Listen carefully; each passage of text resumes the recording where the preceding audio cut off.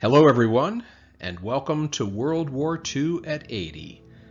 I'm Ron May, your host, author, historian, and speaker on World War II history and the stories of those who served.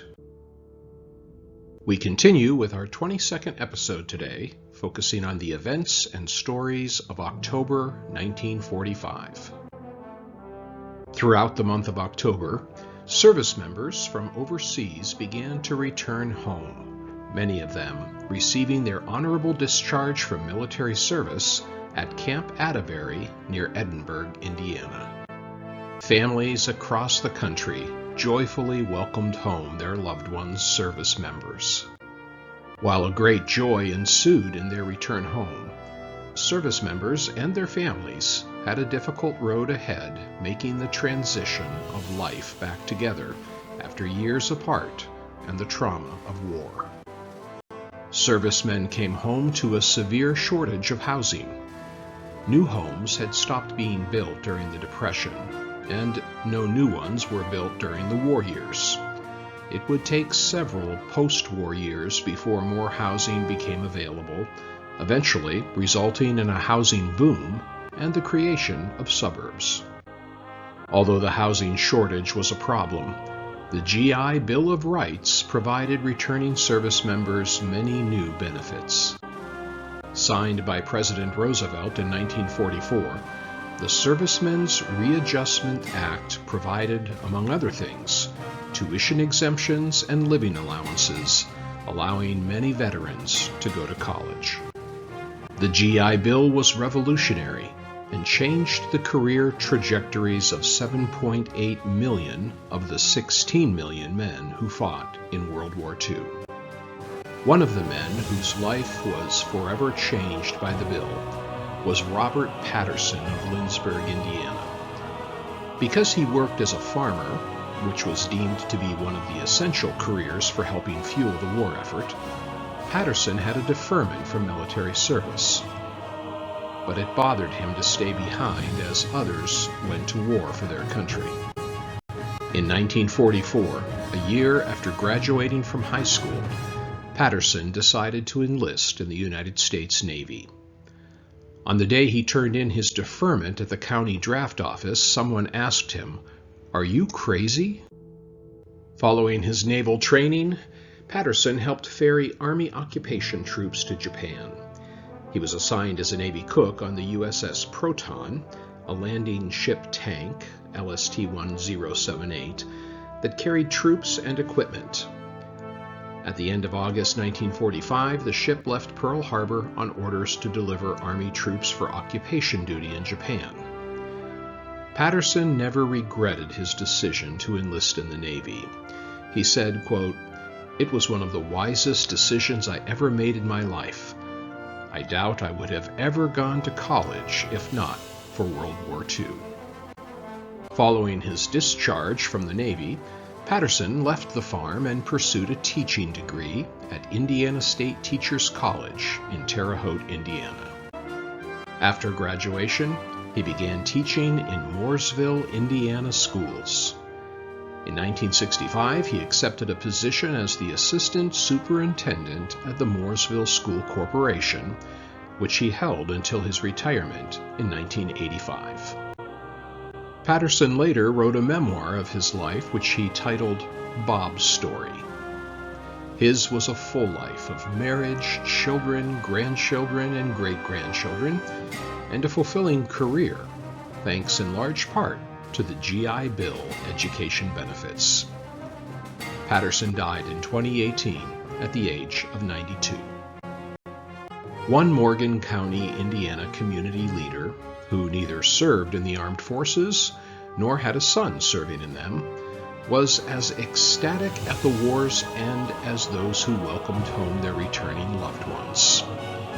He was relieved more than most for their safe return because he had a hand in sending them into harm's way. His name was Walter E. Kennedy, often referred to himself as W.E. or Bud, and he served on the Morgan County Selective Service Board from 1940 until 1945. The draft for military service began with President Roosevelt's Selective Service Act of 1940, which required men within the ages of 18 to 36 to register for possible military service. This is a photograph of President Roosevelt looking on as a blindfolded Secretary of War Henry Stimson drew the first capsule in a national lottery on October 29, 1940. The first number drawn was number 158. 6,175 men who had registered for the draft had been assigned the number 158, meaning that thousands of men were called up simultaneously as the first group. That same year, the first board for Morgan County, Indiana, reviewed the list of registrants and selected 2,088 men who would be eligible for military service. Hundreds more would be selected in the years ahead for war service. A year into his duty, Kennedy resigned from the Selective Service Board on September 13, 1941, because of the pressing duties he had as the manager of the Martinsville Sanitarium, owned by his father. 3 months after Kennedy's resignation, Pearl Harbor was attacked by Japanese forces on December 7, 1941. Following that attack, Indiana Governor Henry Schricker, shown at left, requested that Kennedy resume his duty on the Morgan County Draft Board. Kennedy wired his response to the governor's request, which read, "These critical hours call for the exertion of every good American citizen, and since it is your desire that I should return to the Morgan County Draft Board, I again accept that responsibility."